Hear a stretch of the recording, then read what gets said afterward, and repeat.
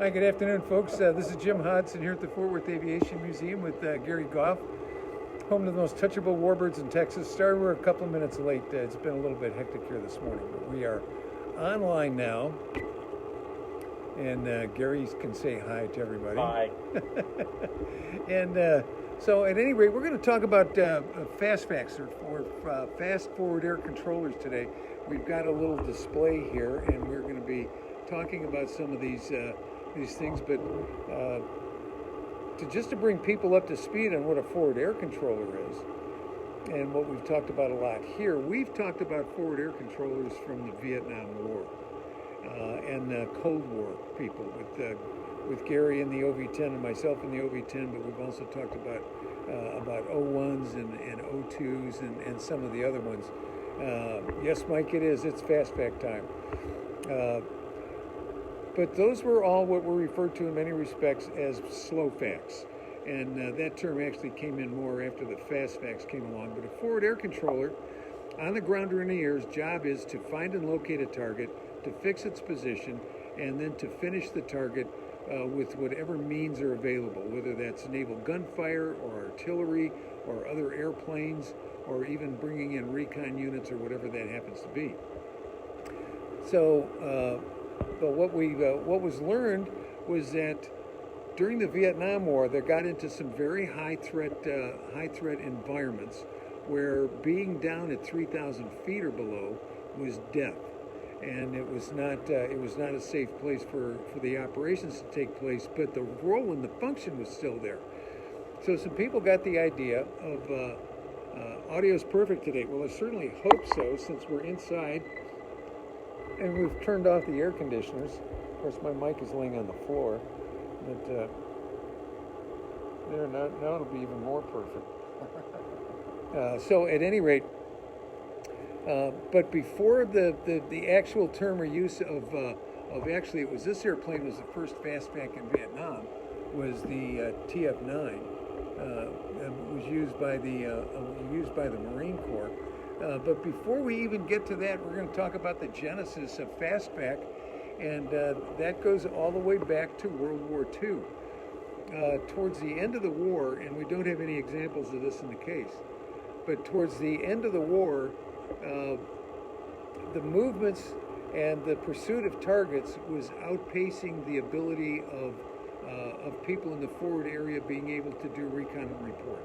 So what the Army Air Corps did is that they put cameras, they located cameras behind the cockpits on P-51s and P-47s, and they referred to the missions as armed reconnaissance missions. And so the sole function of these guys was to go out and follow the roads, follow the railroad tracks, find out where bridges were, and they didn't even have to pay attention too much to filming because the camera was behind them and it was running all the time. So this was kind of the genesis of fastback, where they were in a high threat environment and they were trying to find the targets. So we come up towards Vietnam now, and we're not using fastbacks at all. We're not even using armed reconnaissance much. We had other planes that were doing that. But so we get into the realm later in the war where we're starting to go up north with things like Linebacker and the Christmas bombings and things like that. And so we had people up north, and we needed to be able to do reconnaissance up there. So the Marine Corps started with AOs, and we've talked about having aerial observers in the back seat of airplanes.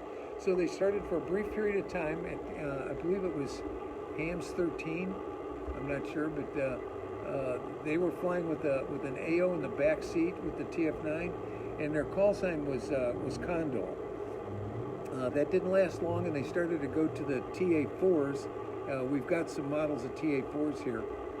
That's actually an OA-4, but the one that most people know the most about is this airplane right down here, and this is the F-100F, because what the Air Force started to look at what the Marine Corps was doing, and actually started to go well beyond what the Marine Corps was doing with jets and fastbacks. This was a Misty fact. Let's see, we've got the description down here. F-100F Super Sabre Misty fastbacks. And what their jobs were in many cases was to go out and find bad guys, and sometimes it was SAM sites. That's why you're seeing the missiles that you're looking at. The white one. Yeah, the white one, and that would be a SAM site killer, or they would go out and they would find the targets, and then they would bring in other forces to bear. So Robin Olds learned about the concept of the FastVac, and for those of you who are not familiar with Robin Olds, he was, I believe he was an ace in the Second World War. Second World War, and Lot 4, I think, in Vietnam. And right, and I think he also flew in Korea. Flew in Korea. Yeah, I think so. But he was an F4 driver, and we've got some pictures of Robin around here. But he was an F4 driver in the Air Force, and he came back in charge of a lot of that stuff. So Robin decided to see if he could develop up the idea of the FastVacs with the F-100s, and started using F4s. So they used F4s, and you heard some of what Rick Bates had to say last week. He was a Wolfpack flying up north when he was shot down. But there were also night owls who were doing predominantly night work. There were Laredos, there were Atlantas, and each one of these different FastVac groups had some specific purpose and what they were doing. Now, this concept of the FastVac has grown to the point where there really are no more slow vacs. Nope. Yeah, it was called the slow V10. Yeah, instead of the OV10, we call it the slow V10. Yeah. And when I was in the 1980s and I was getting ready to get out of the Air Force, my next follow-on assignment would probably have been the OA10. And the reason why the OV10s, the slow vacs, were removed from the high threat environment in Western Europe at the time, because this was when the East-West border was still up. You had East Germany and West Germany. And I'm showing them an AO-10 right now. It was too high threat for the slow V, the OV-10, to fly. Our primary enemy was the Hind helicopter, because it could shoot us down. So they morphed part of the A-10 fleet into an OA-10, because the A-10 could easily hold its own in the high threat environment of the Western Europe NATO forces against Warsaw Pact. And so the A-10 then began its what called an RTU, replacement training unit, where they started bringing in guys to fly the A-10 in an OA-10 role, which carried the gun and a whole bunch of white phosphorus rockets to be able to mark targets. And here's another one of the developments in the FastVac that we wanted to talk about, and that's the F-14. And this is something that probably a lot of people aren't even aware of. Didn't even know it. I didn't even know this. That during Kosovo and Bosnia-Herzegovina, we didn't have any airplanes that could talk to other airplanes and provide them with fixes on the ground for targets. So some of the systems that the F-14 had on them allowed them to be able to find targets on the ground and then direct other airplanes into them, whether it was the Air Force or the Navy, both. But the F-14 during Kosovo and Bosnia, and this is when the A-10 was just starting to come into the theater and starting to be used a lot. But the F-14 was considered the go-to fastback airplane during that war. And that was kind of one of the last times that it was used for that mission before it was retired. The fastback mission has now gone to the point where it's being used by almost all of the different airplanes. They all have some type of a fastback mission, whether it be the A-10, and Gary was just talking about that, and the OA-10. For a while, the Marine Corps used the OA-4, and this was after Vietnam. See, and I didn't know that. I didn't know that the A-4 was used as a fast-fac role. Yeah, if you look, you will see that it's a two-seat A-4, but it was referred to as an OA-4 and not a TA-4 for that role. And then there are a number of different operations. We've got the, let's see, we've got, if you can see it back in there, we've got the AV-8 Harrier. Harrier was used as a fastback. And then, of course, we've got this picture right here of the F-16 and ground facs controlling the F-16. Well, the F-16s have also been used as fastbacks. I think I'm going to try to show you some of the patches that we have down here in the case. But there's the United States Navy Forward Air Controller Airborne, United States Navy, and that's the F-18. It's the EF with the two-seater. Here we've got the 19th task. We control violence. The thing that's interesting about that patch is it's essentially the same patch that was used in Vietnam. Right. And then we have another one down here, forward air controllers in the AF-18F Rhinos, FAC-A's. And it's such a big deal having a two-seat aircraft fly in the forward air controlling role, because there's so much going on as you're flying from the pilot standpoint to be able, one, not get shot down, two, keep your navigation and your situational awareness high. And so having somebody in the back seat that can run a lot of the communications with, whether it be naval gunfire or whether it be artillery in the Army or whatever, makes it so that it's a lot easier to operate, because trust me, in the OA-10, that guy's really busy in that cockpit. And here's one of the other things I wanted to show you: the Playboy facts. When the Marine Corps transitioned from the TA-4, from the TF-9 to the TA-4, they became known as the Playboy facts. There weren't a lot of them. There were only about 60 some odd of those. And here's the other thing that I want you to look at: is this is all developed over the years after Vietnam and into the Cold War in Bosnia, and even today in Afghanistan. What I want you to notice is where some of these patches are concerned, and some of these groups have become known as the TACPs, or Tactical Air Control Parties, as well as forward air controllers. So we've got one here on the far end that's an F-18, it's Canada, forward air controller. And then we've got the Afghanistan Hasta la Robo, the bullfighters. And then we've got the another group here called the JTACs, the Joint Terminal Attack Controllers, special ones. And then we've got one back there for the Polish Armed Forces, TACP. We've got others from other groups around the world, because this role, this mission, excuse me, has gotten to the point where it's gone well beyond what we do. I mean, we do it. I think we got one more up here that I wanted to show. Oh yeah, we got one here from the F-16, if I can get it to go down there. It says the Viper FAC-A. You can see that one. So this role, this mission of having somebody who can control other airplanes, naval gunfire, artillery, and high-threat environments has been developed over the years, starting back as far as World War II, and then, excuse me, up through Vietnam. And then in Vietnam, where the true FASFACs took a leading role, especially going up north in high-threat environments. And since the war, it has been developed by all of the services and many, many of the foreign services, using almost every airplane that's out there. We know when we started talking to the F-35 people when they were developing them here, they came and wanted to know about the FAC role with F-35s. Could one person do it? And we talked a little bit about the controlling in the terminal control zone of one plane doing that, one pilot doing the role, where you really, for the role to be effective, you need two people in the airplane. It's a big deal.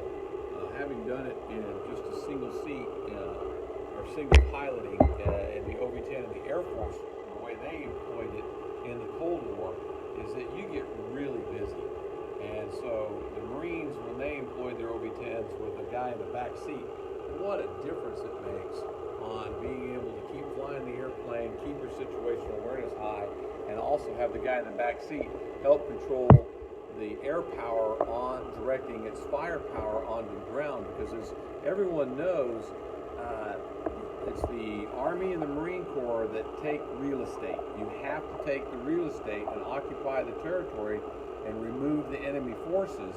Airplanes can only assist in it. We can't do that. It's only the Army and the Marine Corps that can actually take the real estate. So our job is to support that and give our troops the firepower they need to take that real estate. And one of the things while I'm thinking about it, I want to remind you all is there have been a number of scholarly papers written about the FastVac roll. They've mostly been used in command and staff colleges and things like that, but we have a collection of them that are available to you on our website. If you go to our website and you go under the resources page on our website, you're going to find a number of the reports, some of the things that I've shown you here in the case, but you're going to find other ones on, there was a group that were called the Mosquitoes during Korea. And there's one book that was written, it was called From Mosquitoes to Wolves. And it's about the use of true forward air controllers in airplanes for the first time in Korea, and the development and history and story of that, and how it goes from Korea through Vietnam up to the wolf or to the night owl facts and the wolf facts. These things are available for you as PDF downloads in our resource. There's stories about the Playboy facts. There's stories about TACPs and how the airplanes are being used in their functions in today's world, and also through Vietnam and other aspects. So I want to encourage you to go ahead and do that. Take a look in the take a look on our website again under the resources page, and you'll find some things for download there that you might want to look at. The nice thing about what we do here at this museum is that this is a story that is rarely told in any of the major, gigantic, big museums, because it's just not told for some reason. But yet it's a major point in our museum here, because without the person either on the ground or in the air that is controlling the air power, or as the patch says, we control violence, that controls the air power that brings them into a strike of the troops in contact, we don't have the support for our guys on the ground. And this is such a critical role in combat, is to support the ground troops and give them the air power that they need to do their job to take that real estate. We're going to show you a little bit more of some of the stuff we've got in some of these other cases, because they do relate to the FastVacs. We've got the A-10 here from Iraq and Afghanistan, and some of the patches that were used. Interestingly enough, here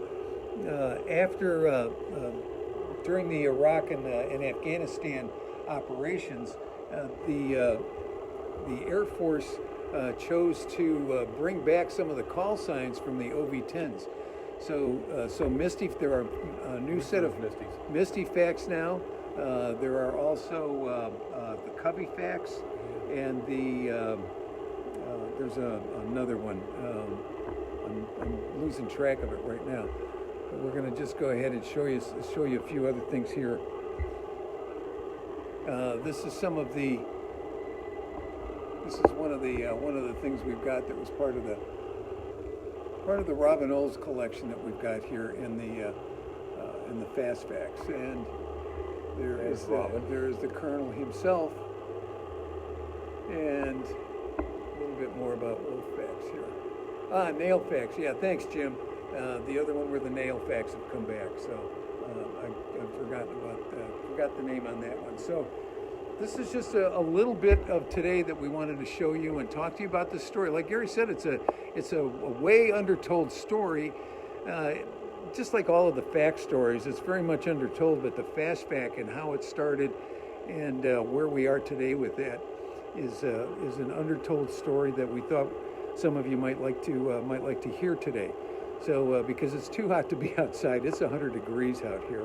And there it is. We'll end with one of the coolest patches ever made, a wolf fact. That is one of the coolest patches I have ever seen. That just looks so cool. Good. Let me get, there we go. There we go.